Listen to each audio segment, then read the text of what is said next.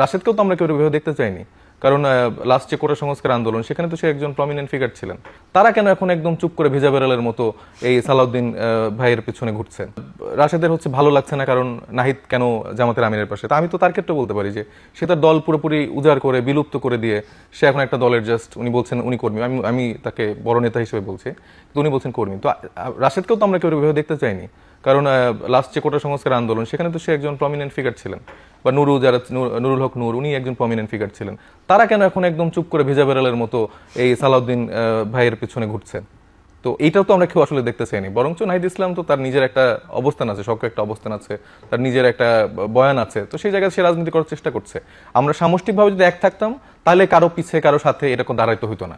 এই যে আমাদের মধ্যে কিছু লোকজন ক্ষমতার লোভ ঢুকে গেছে, মনে করছে আচ্ছা ঠিক আছে আমার দলের থেকে আমার কাছে পদটা বড়, বা আমি একটা যদি এমপি পাই সেটা বড়। তো এই ইন্টেনশন থেকে আমার মনে হয় যে সামগ্রিকভাবে তরুণদের এই যে এখন আশেপাশে দাঁড়াতে হচ্ছে, আমরা ফ্রন্ট ফেসই থাকতাম। তো এটা আমাদের জন্য একটা লেসন।